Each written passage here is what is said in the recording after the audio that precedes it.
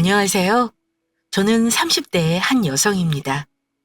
여기에 소개되는 사연을 들으며 참 세상엔 별의별 일이 다 있다고 생각했었어요. 그런데 저에게도 최근에 영화 같고 소설 같은 일이 생겨서 이렇게 사연을 남깁니다. 혹시 여러분은 지랄 총량의 법칙을 아시나요? 모든 사람이 살면서 해야 할 지랄의 총량이 정해져 있다는 말로 어떤 사람은 그 지랄을 사춘기에 다 쓰기도 하고 어떤 사람은 다 커서 쓴다고 해요. 즉, 누구나 한 번쯤은 부모님이 보시기에 지랄같이 마음 아프게 하는 행동을 한다는 뜻이죠. 저는 이 지랄을 최근에 제대로 썼네요. 저희 아빠는 중견기업을 운영하고 계세요. 이름이 알려지지는 않았지만 직원 수가 70명 정도 되고 연 매출 200억 정도 되는 나름 알짜배기 기업이죠. 아빠가 워낙 꼼꼼하시고 사람 관리도 잘하셔서 대부분 회사가 줄도산되었던 IMF 시기에도 무사히 잘 넘겼어요. 그래서인지 저는 남들보다 유복한 학창 시절을 보내었고 중2병 사춘기 하나 없이 아주 원만하게 대학교까지 졸업하고 바로 아빠 회사로 취업을 했습니다. 처음에는 사장님 딸이라는 이유로 직원들이 저를 어렵게 생각했지만 제가 먼저 사람들에게 다가가고 회사 간부들의 이야기를 많이 듣고 배우려는 자세를 보이니 하나둘씩 저를 사장님의 딸이 아닌 같은 직원으로 봐주시더라고요. 저도 회사에서 인정받으며 나름 재밌게 하루하루 보내고 있었습니다. 회사원들이 슬럼프가 3년, 6년, 9년째에 온다고 하죠. 저도 회사에 다닌 지 3년이 되니 슬슬 지루해지기 시작했어요. 뭔가 새로운 변화가 필요했죠. 언제나처럼 자기 전에 SNS를 보고 있는데 스키 동호회 인원을 모집한다는 글을 보게 됐어요. 저는 대학교 때 우연히 스키 동아리에 가입한 뒤로 스키에 관심이 생겨 매년 겨울마다 스키장에 가곤 했거든요. 바로 스키 동호회에 가입하고 며칠 뒤 동호회 첫 모임에 갔어요. 동호회는 규칙이 하나 있었는데 동호회에서 자신의 직업, 연봉에 대해 말하지 않는 것이었어요. 스키를 즐겁게 타기 위해 만든 동호회인데 아무래도 직업이나 연봉을 알게 되면 위축되는 경우가 생길 수도 있다면서요. 다들 동의를 했고 통성명을 한 뒤 주말 약속을 잡고 헤어졌습니다. 드디어 주말이 되어 그의 첫 스키를 타러 동호회 사람들과 함께 버스를 타고 출발했어요. 가는 길에 한 남성분과 이야기를 많이 나누게 되었는데 저와 생각도 잘 맞고 대화도 정말 잘 통했습니다. 이 사람을 만난 지 불과 몇 시간밖에 안 되었지만 어린 시절부터 알던 단짝 친구처럼 너무 잘 통했지요. 그렇게 우리는 서로에게 호감을 느끼고 연락처를 주고받았어요. 그 뒤로 매일 연락을 했고 따로 만나 밥도 먹었어요. 그 남성분은 저보다 10살 위였고 대학교 졸업한 28살부터 지금까지 쭉 한 회사에 다니고 있다고 했습니다. 처음엔 나이 차가 많이 나는 것이 조금 걸리긴 했지만 만나면 만날수록 말도 잘 통하고 그래서인지 대화하면 참 재밌었어요. 무엇보다 한 번도 이직하지 않고 한 회사를 쭉 다녔다는 사실이 참 성실해 보였어요. 보면 볼수록 멋진 사람이라는 생각이 들었고 얼마 가지 않아 우리는 연인이 되었어요. 3개월 후 결혼 이야기를 주고받았고 남자친구가 나이도 있으니 빨리 부모님께 인사를 드리자고 했어요. 그래서 당장 그 주 주말에 우리 집으로 남자친구가 인사드리러 오기로 약속했죠. 주말이 되어 엄마는 제가 남자를 데리고 온다는 말에 신이 나서 상다리가 휘어지라고 음식을 준비하셨어요. 약속한 시각이 되고 우리 집 벨이 울렸어요. 문을 열어보니 아빠가 좋아하시는 애플망고 한 상자를 들고 듬직하게 서 있었습니다. 안녕하세요. 경유와 만나고 있는 허명준입니다. 오느라 고생했어요. 힘들지는 않았어요? 차 타고 와서 금방 왔어요. 반겨주셔서 감사합니다. 경희 남자친구인데 당연히 반갑죠. 워낙에 여성스럽지 못해서 남자를 만날 수나 있으려나 했는데 남자친구를 만난다니까 얼마나 설레던지. 당신은 무슨 쓸데없는 말을. 어서 오게나. 나는 경이 아비 되는 사람이네. 안녕하세요, 아버님. 처음 뵙겠습니다. 어서 들어와요. 같이 식사해요. 아유, 음식을 한다고 했는데 입에 맞으려나 모르겠네. 세상에, 이렇게 많은 음식을 저 때문에 준비하신 거예요? 너무 감사합니다. 잘 먹겠습니다.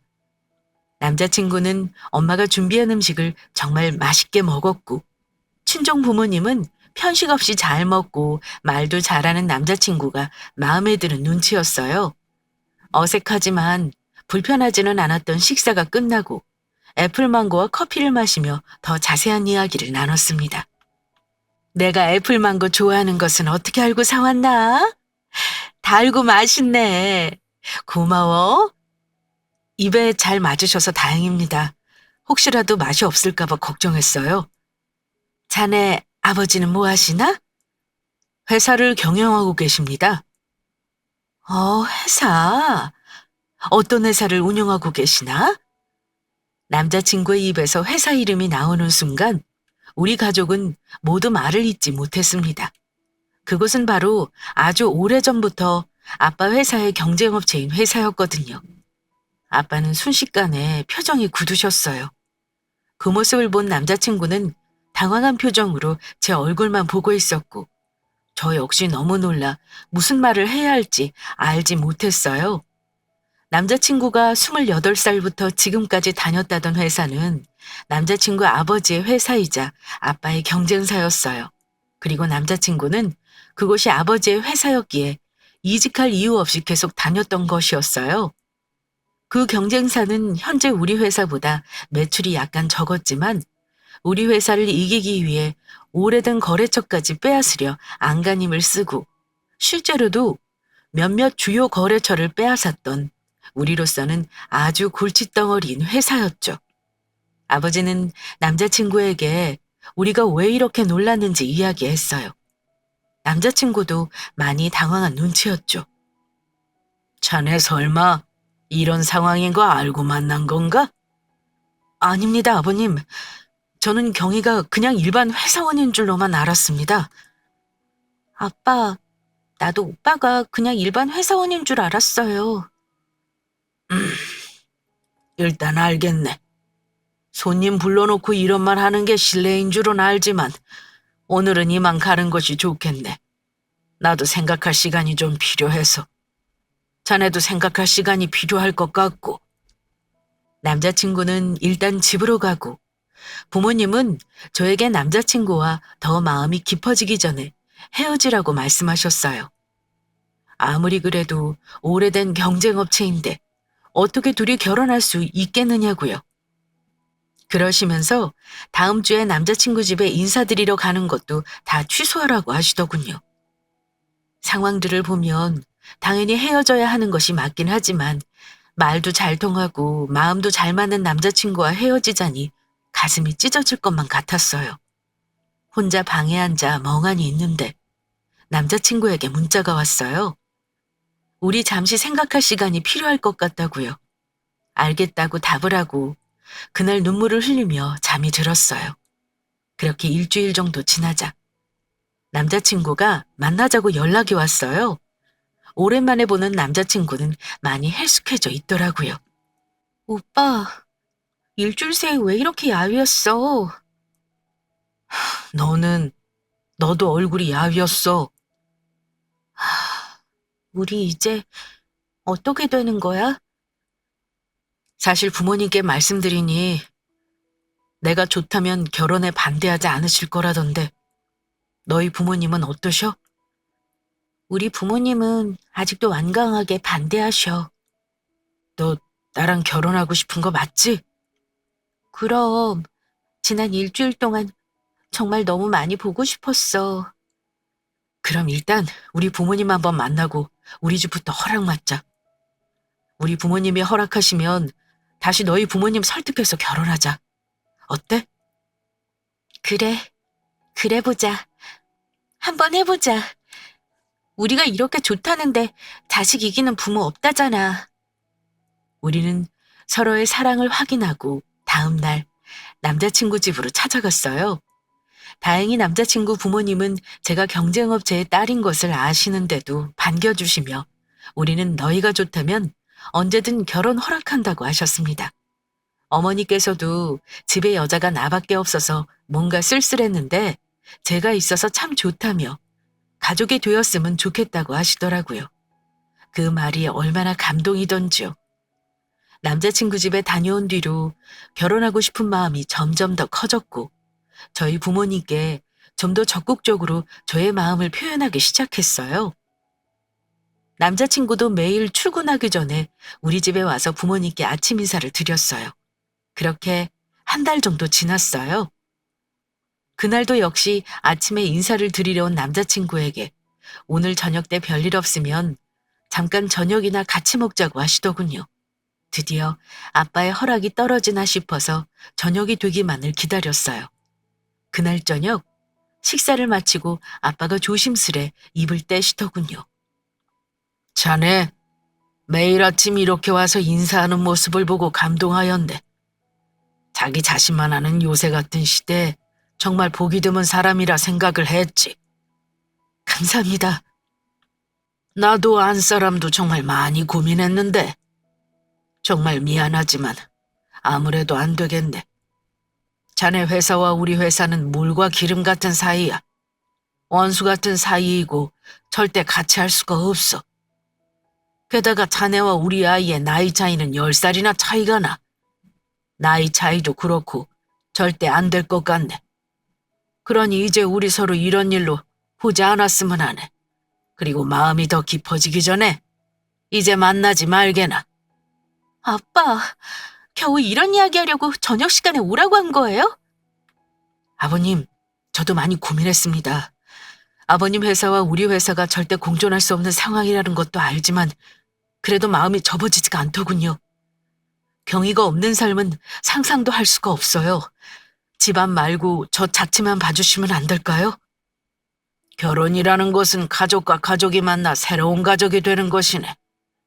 이미 자네 가족과 우리는 원수지간인데 어떻게 우리가 한 가족이 되겠나?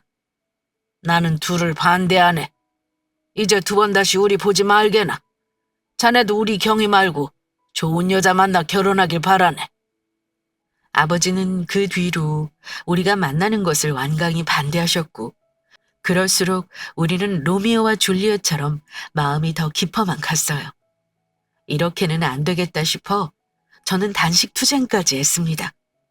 밥도 제대로 먹지 못하고 폐인처럼 사는 제가 안쓰러워 보였는지 아빠는 남자친구를 집으로 오라고 했어요.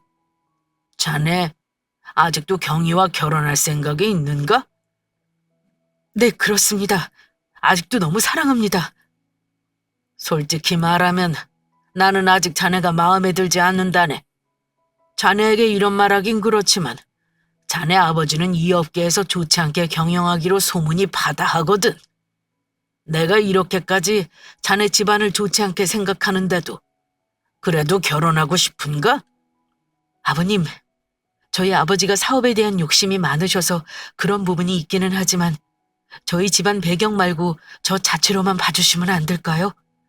저희 부모님은 부모님이고 저는 저입니다. 부모님은 그렇게 회사를 경영하셨다 해도 저는 절대 그러지 않을 것입니다. 저는 저희 아버지와는 다릅니다. 부디 한 번만 믿어주세요. 아직 자네가 마음에 들지는 않지만 경희가 저렇게까지 자네를 좋아하니 결혼을 허락하겠네. 단 조건이 하나 있어. 감사합니다, 아버님. 결혼만 허락해 주신다면 조건이야 100가지가 있어도 다 지키며 살겠습니다. 나는 절대 자네에게 내 재산 한 푼도 물려지지 않을 것이네. 우리 회사도 마찬가지야. 회사에 대한 지분 1%도 자네나 경희에게 주지 않을 것일세. 또한 자네는 우리 회사 근처에 얼씬도 하지 말게. 알겠나? 네, 경희와 결혼만 한다면 저는 아무것도 문제가 되지 않습니다. 우리 회사는 내가 20대부터 나의 모든 것을 바쳐서 일궈온 회사야. 절대 회사가 다른 사람 손에 넘어가거나 무너지는 꼴은 내 두 눈 뜨고 못 보네. 그래서 그러니 너무 서운해하지 말고 내 마음 이해해주게나. 서운한 마음 없습니다. 아버지께서 회사 경영하시는 것을 보며 자랐기에 회사에 대한 마음이 얼마나 깊으신지도 충분히 이해하고요. 저는 결혼 승낙을 해주신 것만으로도 너무 감사합니다. 그리 생각해주니 고맙네. 회사와 재산은 절대 탐내지 않겠다는 다짐을 받은 후 우리의 결혼은 순조롭게 진행되었습니다. 그리고 결혼하자마자 아이가 생겼지요. 우리의 이세가 생긴다는 사실에 너무 설렘도 잠시 회사 프로젝트로 어쩔 수 없이 며칠 동안 무리를 했더니 아이가 유산이 되어버렸어요. 유산 소식을 들은 시어머니는 제 몸을 걱정하시며 당장 회사를 관두라고 하셨어요. 저 역시 빨리 아기를 갖고 싶은 마음에 서둘러 인수인계를 하고 전업주부가 되었어요. 아침마다 회사에 가는 남편을 배웅하고 집안일을 하며 남편이 퇴근하기만을 기다렸어요. 남편은 퇴근하면 옷과 양말을 자신이 가는 길마다 던져놓고 바로 침대에 누웠어요. 그러고서는 씻지도 않고 출출하다며 매일 먹거리를 찾았죠. 음식을 먹을 때도 TV나 휴대전화를 보면서 먹으니 매일 음식을 다 흘리고 뒷정리 한번 제대로 한 적이 없었어요. 하루 이틀은 남편이 힘드니 집에 있는 내가 치우지 뭐 하는 생각에 군소리 없이 치웠지만 유산 후 저도 몸이 좋지 않은데 집안일을 한 번도 도와주지 않고 매번 이런 식이니 저도 조금 짜증이 났습니다. 오빠, 일하고 와서 힘든 건 알겠는데 오빠가 입은 옷이랑 양말은 화장실 옆에 빨래통에 넣어두면 안 돼? 내가 오빠의 엄마도 아니고 오빠가 벗어놓은 옷들을 다 치우는 거 솔직히 너무 힘들어. 야, 너는 일하고 온 사람한테 그게 할 소리냐? 그리고 옷이랑 양말 그냥 넣기만 하면 되는 일인데 그게 뭐가 어렵다고? 그 어렵지 않은 일 오빠가 한번 넣어주면 안 되냐고. 그리고 집에 오면 좀 씻어. 온종일 밖에 있으면서 온갖 먼지 다 묻어있는 그 옷 입고 잠자는 침대에 눕고 싶어? 그리고 뭐 먹을 때도 TV나 핸드폰에만 빠져서 질질 흘리면서 먹지 말고 좀 깔끔하게 먹어. 오빠가 애도 아니고 이런 것까지 다 알려줘야 해? 아, 피곤해. 아니, 내 집에서 왜 내 맘대로 못하게 하는 거야? 나 좀 쉬자. 남편은 제가 한 말에 화를 버럭 내며 방문을 쾅 닫고 들어가 버렸어요. 그 뒤로도 남편과 저는 하루가 멀다고 눈만 마주치면 싸웠어요. 우리가 너무 싸우는 것 아닌가 걱정도 되었지만 다들 신혼 초에는 많이 싸워가며 서로 맞춰간다고 하니까 이러다가 언젠가는 잘 살 수 있겠거니 했어요. 그런데 언제부턴가 남편의 퇴근 시간이 점점 늦어지고 남편이 혼자 시댁에 가는 일이 잦아졌어요. 자주 안 가서 편하긴 했지만 이상하게 뭔가 찜찜한 기분이 들더라고요. 하루는 주말에 텔레비전 보며 쉬고 있는데 남편이 어머니가 반찬을 이것저것 많이 했다고 시댁에 다녀오겠다는 거예요. 그래서 같이 가자고 했더니 뭐하러 둘 다 움직이냐고 혼자 후딱 다녀오겠다는 거예요. 다른 곳도 아니고 시댁에 혼자 가겠다는데 그러라고 했죠. 남편이 시댁으로 출발한 후 시어머니께 오랜만에 전화가 왔어요. 어머니, 남편이 지금 막 어머니 집으로 출발했어요. 그래, 내가 오라고 했다. 이번에 파김치가 정말 맛있게 됐거든. 같이 가야 하는데 저는 못 가고 맛있는 음식만 얻어먹어서 죄송해요. 얘야, 그런 말 말아라. 원래 시어머니랑 며느리는 최대한 떨어져 있는 것이 좋은 것이야. 항상 저 생각해 주셔서 감사드려요. 당연한 것을 뭘. 아무튼 쉬어라. 어머니와 짧은 통화를 마치고 끊기 바로 직전 핸드폰 너머로 웬 젊은 여자의 목소리가 들렸어요. 어머니, 이거 이렇게 하면 될까요? 아이고, 우리 고은이 기특하기도 하지. 라고 말씀을 하시고는 뚝 끊겼어요. 어머니 집에 있는 것 같은 고은이라는 분이 누군지 궁금했지만 다시 전화하기도 조금 그래서 이따가 남편이 오면 물어봐야지 생각했어요. 금방 올 것 같았던 남편은 밤늦게 어머니의 반찬을 한아름 들고 왔어요. 와, 갈비에 잡채, 무슨 자취상이야? 어머니 너무 힘드셨겠다. 전화 한번 드려야겠다. 전화하지 마. 지금 엄마 주무셔. 그래? 그럼 내일 해야겠네. 아, 근데 고은이라는 분은 누구야? 저는 낮에 통화했을 때 핸드폰 너머로 들린 젊은 여자의 목소리와 어머니의 목소리가 생각나 물어봤어요. 남편은 저의 가벼운 질문에 당황스러운 표정을 지었어요. 어, 어? 왜? 아니, 아까 오빠 출발하고 어머니한테 전화를 했는데 젊은 여자 목소리가 들리고 어머니가 고은이라는 분이 기특하다고 칭찬하셔서. 근데 왜 이렇게 놀래? 아니, 그게 아니고 집에서 밥을 너무 많이 먹었는지 속이 좀 안 좋네. 소화제 있어? 체했어? 손 딸까? 아니야, 그냥 소화제 좀 줘. 약 먹고 자야겠어.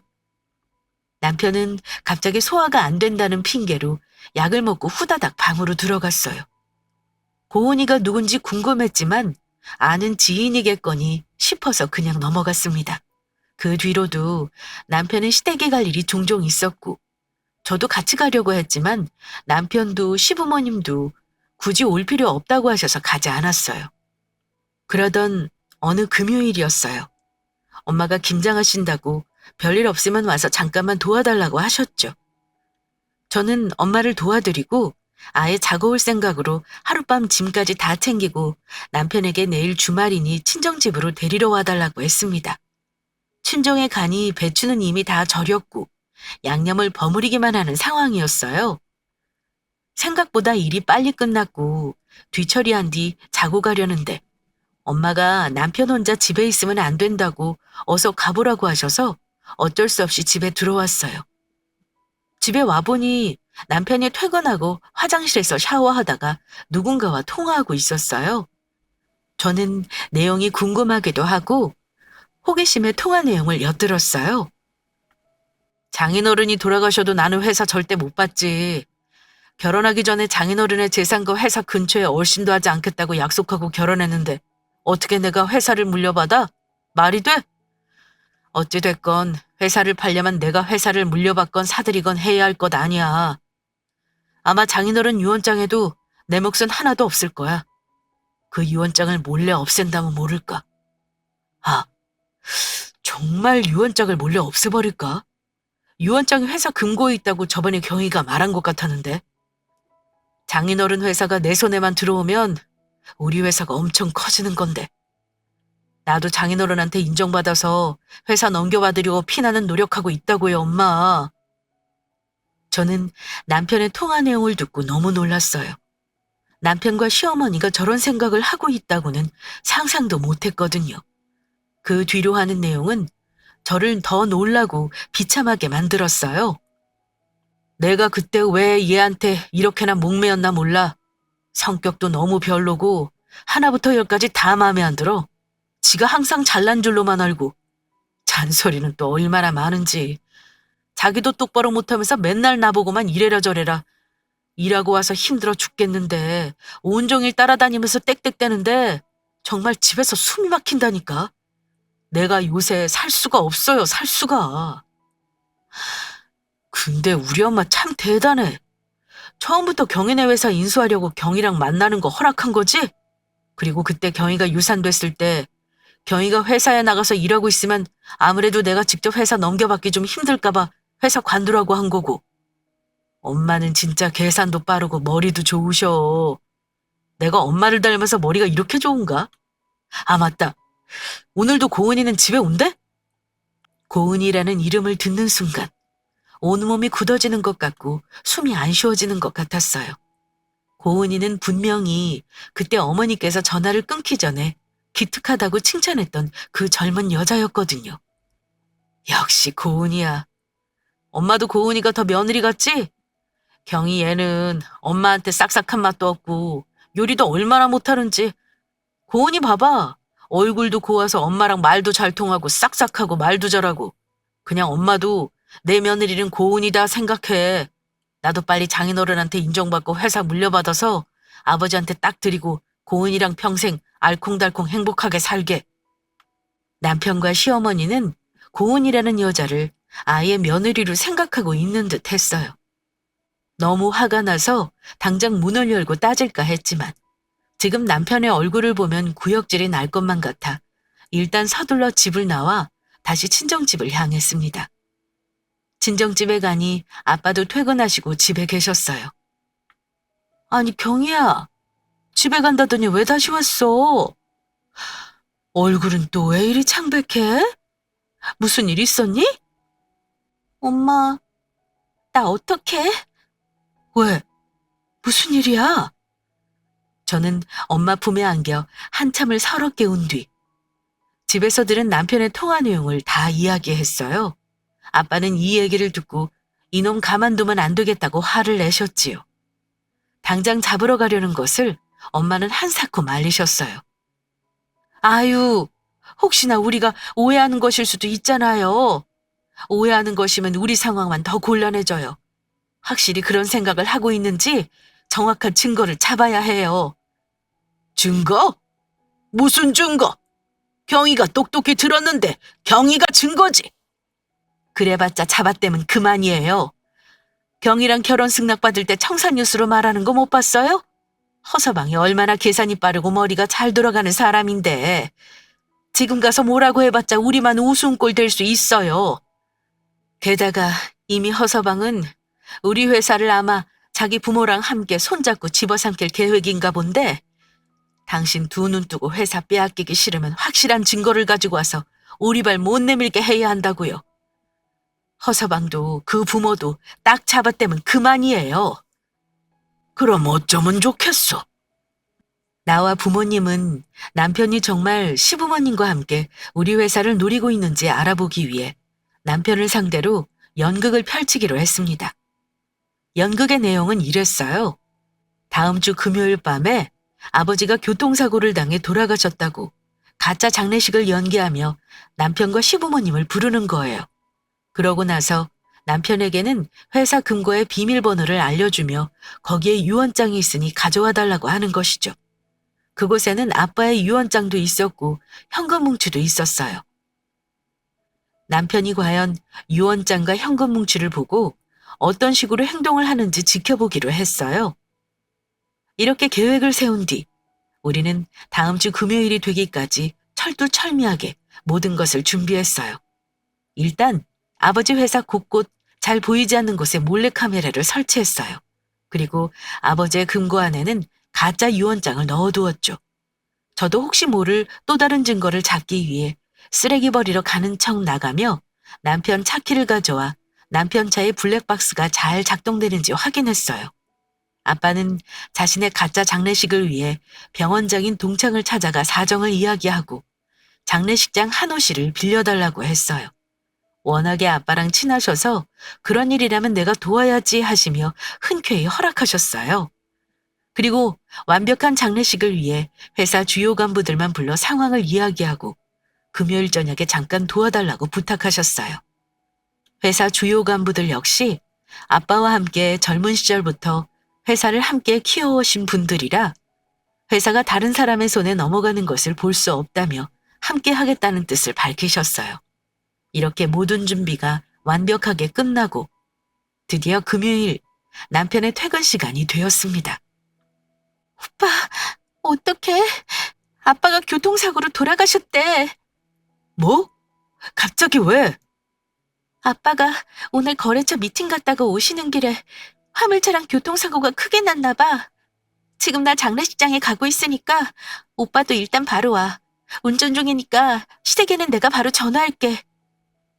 남편은 아빠가 갑자기 돌아가셨다는 제 말에 완전히 속은 눈치였어요.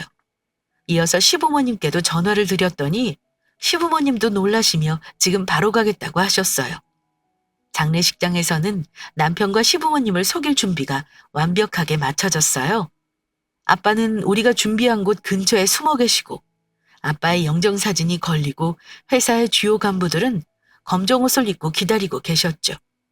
엄마는 울다가 탈진한 것처럼 누워 계셨어요. 얼마 지나지 않아 남편이 장례식장에 헐레벌떡 도착했어요. 급하게 오느라 옷도 못 챙겨 입었네. 어쩌다가 일이 된 거야, 장모님은? 엄마 지금 충격으로 방에 누워 계셔.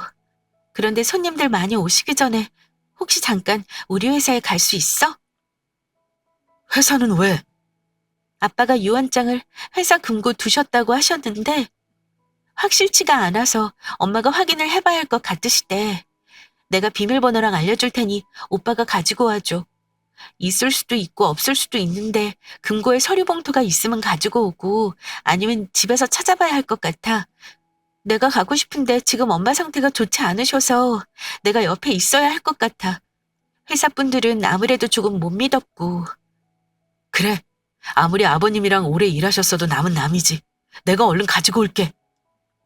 남편은 아주 걱정하는 척을 하며 후다닥 장례식장을 빠져나갔습니다. 그리고 저와 엄마, 그리고 회사 주요 간부들은 미리 설치한 몰래카메라를 보며 남편이 나타나기를 기다렸죠. 얼마 지나지 않아 남편이 회사로 들어가는 모습이 포착되었어요. 남편은 두꺼비 집을 내렸어요. 아마 회사 CCTV가 작동하고 있으니 자신이 하려는 행동을 남기지 않으려고 그러는 것 같았어요. 그러나 남편의 모든 행동은 저희가 미리 설치한 몰래카메라에 낱낱이 찍혔습니다. 남편은 핸드폰 플래시를 켜고 바로 회장실로 들어가 금고문을 열더니 그곳에 있던 서류봉투를 꺼내 내용을 확인했어요. 그곳에는 저에게만 재산을 상속하고 회사는 전문 경영인에게 맡길 것이라는 내용이 적힌 유언장이 있었죠. 그 내용을 보더니 남편은 유언장을 찢어서 옷 호주머니에 넣고 현금 뭉치도 챙겼어요. 그러고서는 다시 두꺼비 집을 올리고 나왔어요. 남편이 유언장을 찢어버리고 금괴도 훔쳐서 오는 동안 시부모님이 도착하셨어요. 시부모님은 억지로 슬픈 표정을 짜내며 저와 엄마를 위로해주는 척을 하셨어요. 잠시 뒤 남편이 장례식장에 도착했어요. 엄마, 왔어? 경희야, 근데 서류봉투는 없던데? 그래? 그럼 집 금고에 있나? 일단 알겠어. 고마워. 사돈, 상심이 많이 크시죠? 여기 일은 제가 일단 보고 있을 테니 몸 먼저 추스르세요. 네, 알겠습니다. 시어머니와 남편은 대충 맘에도 없는 위로의 말을 건넨 후 장례식 복도 구석에서 뭐라고 속닥거리고 있었어요. 저는 그 틈을 타 남편의 차키를 챙겨 나왔어요. 그리고 남편 차의 블랙박스 칩을 꺼내서 장례식 사무실에서 몰래 확인했어요.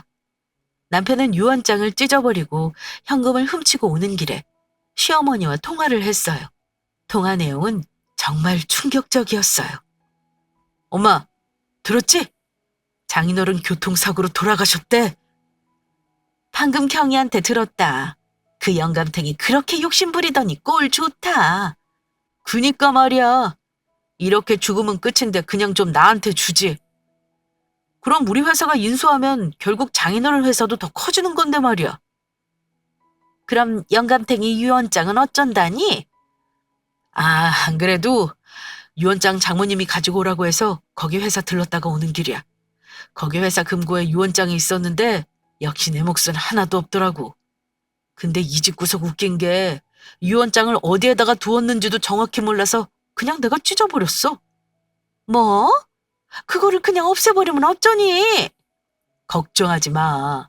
저번에 얘기하는 거 들어보니까 장인어른이 유언장을 수정한 다음에 어디에다 뒀는지 확실히 말을 안 해주셨더라고. 그래서 지금 회사 금고에 있는지 집 금고에 있는지 모르던데 그냥 딱 잡아떼면 아무도 몰라. 회사 들어가기 전에 두꺼비 집 내려서 CCTV 녹화도 안 됐어. 그래? 그럼 다행이긴 한데 걱정하지 마. 이제 이 회사 내가 뺏을 일만 남았어. 설마 이래봬도 경희가 이 집의 유일한 자식인데 회사 안 주시겠어?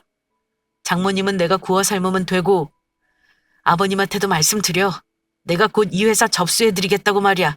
아, 그리고 현금도 좀 훔쳤어. 뭐라고? 현금을? 엄마, 현금이 아주 뭉치로 있어서 조금 없어져도 티도 안 나. 아무도 모른다고. 게다가 장인어른도 돌아가신 마당에 현금이 얼마큼 있는지 누가 알겠어? 안 그래? 그래, 그렇기는 하다만 그래도 혹시 모르니 조심해. 알겠어, 엄마. 끊어봐. 고은이한테 전화 들어온다. 역시 시부모님은 남편을 앞장 세워 우리 회사를 인수하려는 생각이었어요. 남편과 시부모님을 끝까지 믿으려 했는데 진실을 확인하는 순간 손이 덜덜 떨리고 배신감에 숨이 탁 막혀 그 자리에 주저앉았어요. 어머, 괜찮으세요?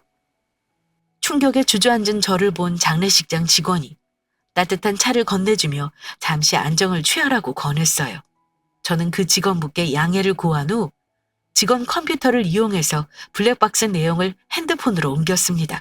그리고 아빠에게 몰래 카메라와 블랙박스 영상을 전송한 후 장례식장 안으로 향했어요. 어디 갔다 왔어? 잠깐 바람 좀 쐬고 왔어. 그보다 잠깐 이것 좀 봐봐. 어머니, 아버님, 잠깐 이것 좀 보세요. 뭔데 그러니? 저는 제 핸드폰에 있던 몰래카메라 영상을 먼저 보여줬어요. 남편은 자신이 아빠의 회사에서 한 일들을 보며 얼굴이 사색이 되었죠. 아니 이게 어떻게? 너, 내가 아빠 회사 호신탐탐 노리는 거 모를 줄 알았어? 아무리 그래도 그렇지 어떻게 유언장을 찢어 없애버리기까지 해? 어머 얘 왜 이런 짓을 벌였어? 아니 네가 왜 이런 짓을 했어? 시부모님은 영상을 보시고는 아들이 현금을 훔치고 유언장을 찢어버린 행동을 전혀 몰랐다는 듯이 뻔뻔하게 오리발을 내밀더군요. 아버님, 어머님, 왜 모른 척 하세요? 어머님도 다 알고 계시잖아요. 세아가, 우리가 뭘 안다 그러니? 시부모님께 블랙박스 영상을 보여드리자 매우 당황하셨어요. 아니, 이건 그냥... 그리고 고은이라는 여자를 어머니는 아주 며느리처럼 생각하시던데요. 고은이라는 여자는 어머니께 그렇게 싹싹하게 잘한다면서요? 요리도 잘하고요. 아니 그럼 애초에 왜 저랑 결혼시키셨어요? 왜? 우리 회사가 탐나서요? 결혼시켜서 회사 받으면 그 회사 인수해서 아버지 회사 키울 생각이셨나요? 전 시부모님과 남편 앞에서 그동안 제가 듣고 봤던 모든 얘기를 하나하나 따져 물었어요. 아무 말도 못하고 쩔쩔매는 모습이 정말 볼만하더군요. 그때 그 사람들 뒤에서 아빠와 회사 법무부서 직원들이 등장했어요. 네 이놈! 아이고 아버님! 아니 이게 어떻게 사고 나셨는데 아니 왜? 왜? 내가 죽기만 바랐는데 살아 돌아와서 놀랐냐? 나 그래도 너를 믿었다. 허 회장은 회사를 아주 거지같이 경영해도 너만은 그러지 않을 줄 알았어. 그런데 회사를 넘보고 감히 경의를 두고 바람을 펴? 아니 뭐요? 회사를 아주 거지같이 경영? 지금 말 다 했소? 아주 많이 틀린 말은 아니잖소. 회사를 정직하게 운영해서 키울 생각을 해야지. 내가 피땀 흘려서 키운 회사를 거저 얻어먹을 생각을 해? 이게 말이 된다고 생각합니까? 자기 회사나 조용히 잘 키울 것이지 왜 남의 회사를 욕심을 내오? 그리고 자식이 잘못된 길로 가면 올바로 이끄는 게 부모의 역할이 아니오. 자식이 불륜을 저지르는데도 가만히 있고 오히려 오냐오냐 하는 게 말이나 되오? 이제 더는 말할 것도 없소. 우리 회사 법무부 직원들이랑 이야기하고 애들 이혼시켜요. 더는 이런 집구석과 엮이고 싶지 않소. 남편과 시부모님은 그곳에 주저앉아 고래고래 소리를 지르며 미치광이처럼 발악했습니다. 우리 가족은 뻔뻔스런 그들의 행태에 혀를 끌끌 차며 그곳을 나왔답니다. 그 뒤로 남편과 저는 바로 이혼이 진행되었어요. 이혼 사유로 남편의 잘못이 매우 컸기에 거액의 위자료를 받고 끝날 수 있었어요. 이렇게 저의 파란만장한 결혼 생활은 여기서 마쳐지게 되었답니다. 앞서 지랄 총량의 법칙을 말하며 모든 자녀는 부모님이 보시기에 지랄 같은 행동을 한다고 했는데 누가 봐도 모범생의 예쁘고 완벽한 딸이었던 저 역시 마찬가지였어요. 사실 전 갓난아기 때에도 모유만 주면 기저귀만 갈아줘도 울지 않고 보채지 않았고 어린 시절 때에도 큰 사고 한 번 치지 않고 건강히 잘 컸다고 해요. 사춘기 시절에도 한 번도 부모님께 큰 소리 내거나 방문을 쾅 닫고 들어가지 않았고 학교 성적도 매우 우수하였죠. 그러나 남자를 잘못 보고 결혼한 결과 아빠가 청춘을 바쳐 일궈온 회사를 잃을 뻔하였고 살아계신 아빠의 장례식을 치르게 한 폐륜화가 되어버렸네요. 애초에 부모님께서 나와 전 남편 사이를 반대하셨을 때 그 이야기를 듣고 따랐어야 했는데 제가 괜히 고집을 부리는 바람에 부모님의 가슴에 대못을 박은 것 같아 너무 죄송스러워요. 하지만 어쩌겠어요. 이미 다 지나간 일인 것을요. 앞으로는 부모님의 말씀을 잘 듣고 부모님께 효도하려고요. 아, 그리고 제 전 남편 회사는 자금난으로 고생하다가 어음을 막지 못해 부도 처리가 되었답니다. 저와 이혼하는 중에 엄청난 위자료를 물어주느라 자금이 부족해진 데다가 저희 이야기가 동종업계에 소문이 퍼져서 다들 거래를 끊고 난리가 났다고 해요. 부모님은 부도 처리된 전 남편 회사 이야기를 하며 그러게 있는 자기 밥그릇이나 잘 지키지 괜히 욕심을 부려서 다 잃었다고 하시며 저에게도 앞으로 살아가면서 절대 허튼 욕심 부리지 말아야 한다고 신신당부하셨어요. 저 역시 그런 부모님의 말씀에 따라 제가 하는 일에 최선을 다하며 하나씩 하나씩 성장해 가려고 노력 중이랍니다. 항상 정직하시게 살아오신 저희 부모님, 여유롭게 사셔야 할 인생의 말년에 저로 인해 마음고생 많이 하셨지만 이제는 제가 내면적으로 성장하는 과정을 보시며 재미나게 사셨으면 좋겠어요. 그리고 두 분이 저희 부모님이신 것이 너무 자랑스럽고 감사하다고 전해드리고 싶네요. 지금까지 저의 긴 사연 들어주셔서 감사합니다.